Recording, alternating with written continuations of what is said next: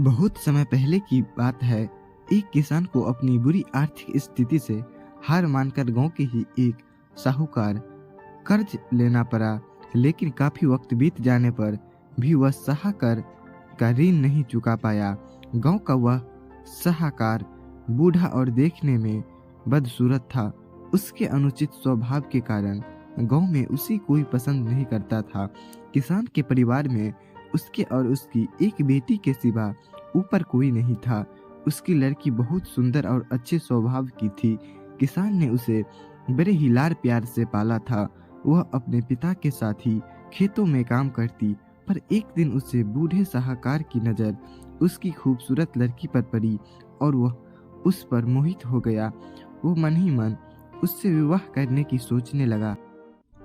लेकिन उसे पता था कि किसान अपनी लड़की का विवाह उससे कभी नहीं करेगा और उसे यह भी मालूम था कि किसान इस समय ऐसी स्थिति में नहीं है कि उसका कर्ज चुकाता कर रहे। इन सारी बातों को मन में रख वह स्वयं ही एक दिन किसान के खेत की ओर जाने वाले रास्ते पर जा पहुंचा। रास्ते छोटे छोटे कंकर पत्थर और रोड़ियों से भरा पड़ा था।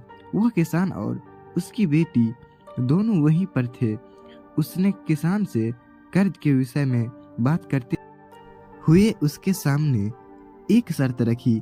शर्त यह थी कि अगर उससे अपनी लड़की का विवाह उससे कर दिया तो वह उसके सारे ऋण माफ कर देगा, वो भी ब्याज सहित। साहूकार की इस अजीबोगरीब शर्त के किसान और उसकी बेटी भयभीत हो गए। उस धूर्त साहूकार ने आगे सुझाव देते हुए दोनों से कहा कि चिंता करने की कोई बात नहीं। इस शर्त का फैसला न मैं करूंगा न आप। इसे आप अपने भाग्य पर छोड़ दें। इतना कहते हुए उसने अपनी जेब में एक पैसे की खाली पोटली निकाली और उसे दिखाते हुए कहा कि मैं इसमें एक काले रंग का और एक सफेद रंग का कंकर रखूंगा। उसके बाद तुम्हारी लड़की को बिना देखे इस पोटली से एक कंकर निकालना होगा और यहाँ शर्त यह रखेगी कि अगर उसने काले रंग के कंकर को निकाला तब उसे मुझसे विवाह करना होगा और तुम्हारे कर्ज भी माफ कर दिए जाएंगे। अगर तुम्हारी लड़की ने सफेद रंग के कंकर को निकाला तो इसे मुझसे विवाह नहीं करना होगा और फिर भी कर्ज माफ कर दिए जाएंगे। लेकिन अगर इनके कंकर निकालने से मना कर दिया तो फिर तुम्हें जेल से लाखों के पीछे जाना होगा। जैसे ही किसान और उसकी लड़की उसकी इस शर्त पर आपस में बात करने लगे, तभी साहूकार अचानक कंकर को उठाने के लिए नीचे झुका। उसने जैसे ही दो कंकरों को उठाया, उसी समय किसान की लड़की की नजर उस पर पड़ गई। उसने देखा कि साहूकार ने दो काले कंकर ही पोटली में रख दिए, जबकि नियम के अनुसार होना यह था कि वह एक काले रंग की पत्थर दूसरा सफेद रंग की कंकर खाली पोटली में रखता। खैर उसके बाद साहूकार ने लड़की को पोटली से एक कंकर निकालने के लिए कहा। दोस्तों, अब आप कुछ देर के लिए ऐसा महसूस करें कि उस लड़की की जगह आप उस पत्थर वाले रास्ते पर खड़े हैं। उस परिस्थिति में आप अगर एक लड़की होते तो क्या करते? अगर आपको उस लड़की को कुछ सुझाव देना होता तो क्या देते? मुझे लगता है कि अगर हम इस पर ध्यानपूर्वक विचार करें तो हमारे सामने तीन संभावनाएं निकल कर आती है। पहली बात यह हो सकती है कि लड़की को कंकर निकालने से बिल्कुल मना कर देने चाहिए। दूसरी बात यह हो सकती है कि लड़की को थोड़ा साहस दिखाते हुए यह बात देना चाहिए कि उस पोटली में दोनों कंकर काले ही हैं, जिससे साहूकार की धूर्तता की पोल खुल जाती। यह तीसरा विकल्प यह होती कि लड़की साहूकार की धूर्तता के बारे में जानते हुए भी काले रंग के कंकर को निकाले और अपने आप को सशरीफिक कर दे ताकि उसके पिता ऋण से मुक्त हो जेल जाने से बच जाए।